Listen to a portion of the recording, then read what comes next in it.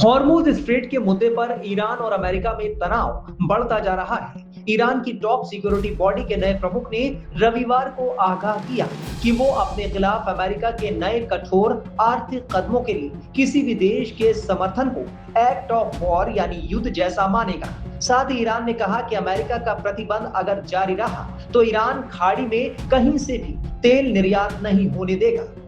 Iran की supreme national security council के नेता मोहसिन रिजाई ने सोशल मीडिया प्लेटफॉर्म एक्स पर अपनी नई चेतावनी जारी की। इसी महीने इस पद पर चुने जाने के बाद रिजाई का लगातार ये दूसरा बड़ा बयान है। मोहसिन रिजाई ने आगाह करते हुए कहा कि अगर ईरान के खिलाफ अमेरिका का आर्थिक युद्ध जारी रहता है तो तेहरान हॉर्मुज स्ट्रेट और फारस की खाड़ी में कहीं भी तेल का सारा निर्यात रोक सकता है। रिजाई ने एक्स पर एक पोस्ट में यह भी चेतावनी दी कि तेहरान के खिलाफ अमेरिका के आर्थिक अभियान का समर्थन करने या उसमें शामिल होने वाले किसी भी देश के कदम को ईरान युद्ध की कार्रवाई मानेगा। रिजाई रेवोल्यूशनरी गार्ड कमांडर और supreme leader Ayatollah Mushtaba Khamenei के मिलिट्री सलाहकार हुआ करते थे। अमेरिकी राष्ट्रपति डोनाल्ड ट्रंप हॉर्मुज स्ट्रेट को न्यू यूएस कैटेगरी यानी नया अमेरिकी इलाका बता चुके हैं। 18 अगस्त को उन्होंने पहली बार हॉर्मुज पर अमेरिकी नियंत्रण की बात कही थी। इसके बाद उन्होंने रविवार को दोबारा ऐसी तस्वीर शेयर की जिसमें हॉर्मुज को अमेरिकी इलाके के तौर पर दिखाया गया। जंग शुरू होने से पहले हॉर्मुज को एक ही समुद्री रास्ता माना जाता था। जहाज तय रास्ते से गुजरते थे। उनका रास्ता बंदरगाह, जहाज के समझौते और सुरक्षा को देखकर तय होता था। लेकिन अमेरिका और ईरान के बीच तनाव बढ़ने के बाद यहां दो अलग रास्तों की बात होने लगी। एक ईरानी रास्ता और दूसरा ओमानी रास्ता। फिलहाल ईरान के तेवर बता रहे हैं कि वो हॉर्मुज पर किसी भी तरह का समझौता नहीं करेगा, भले ही ट्रंप अपनी धमकियां जारी रखें। तो उस वक्त मेरे जो बाकी फौजी साथी बोले थे, बोले यार जीडी तू सटिया गया है क्या? कहा अमेरिका सुपर पावर, साथ में इजराइल, उसके पास भी न्यूक्लियर हथियार, रीजनल सुपर पावर।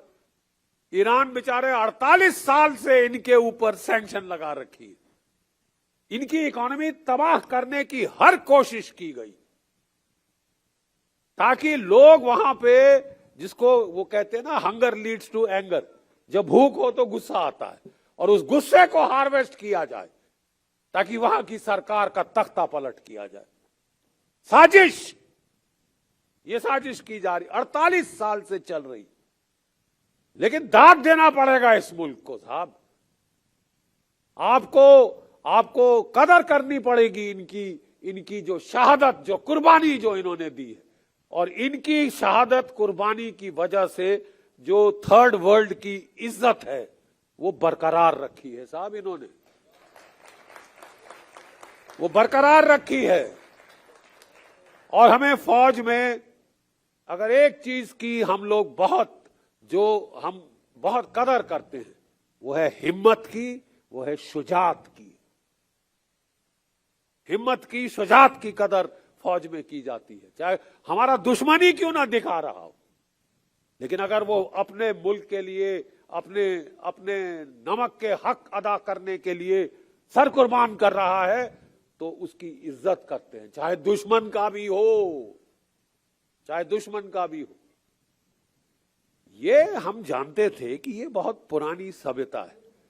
और अगर मैंने बड़े डंके की चोट पे कह दिया कि साहब ईरान की फतेह होगी, ईरान का पलड़ा इस लड़ाई के बाद भारी साबित होगा, तो लोग बोलने लगे तू सटिया गया है, हो ही नहीं सकता, क्या बकवास कर रहा है। मैंने कहा आगे आगे देखे जाओ, ठीक है।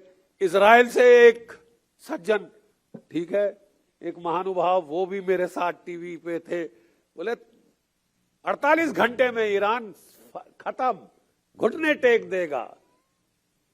अयतुल्लाह खुमैनी साहब को मार डाला, 80 साल की उनकी बेचारी बेगम को मार डाला तुमने, उनके बेटे, उनकी बेटी, उनकी बहू को मार डाला। मेरी भी बहू यहां बैठी है, इसका लड़ाई से क्या सरोकार? अब औरतें बच्चे मार रहे हैं और उसके बाद टार्जन, बुंडोलो, क्रीग बने औरतें 168 बेटियां मार डाली। अबे लानत है तुम पे, चुल्लू भर पानी में जाके डूब के मर जाओ।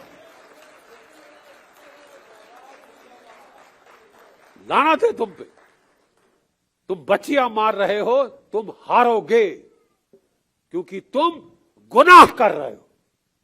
उस मालिक की नजरों में तुम गुनहगार हो, इंसानियत की नजरों में तुम गुनहगार हो तुम गुनहगार। अरे मासूम बच्चियों को कौन मारता है यार? हैवान ही है कोई जो उसको मारे, एक छोटी सी बच्ची को मार डालेगा। तुमने एक नहीं मारी साहब, 168 मारी है मिनाज में, और वो तो एक जगह थी, वो तो एक जगह थी। मैं आज आपको इस जंग के कुछ जो नुक्ते हैं वो समझाना चाहता हूं एक फौजी अफसर के तौर पे। ठीक है साहब, जब ये लड़ाई शुरू हुई मैंने किस बुनियाद पे कहा कि अमेरिका नहीं जीत सकता?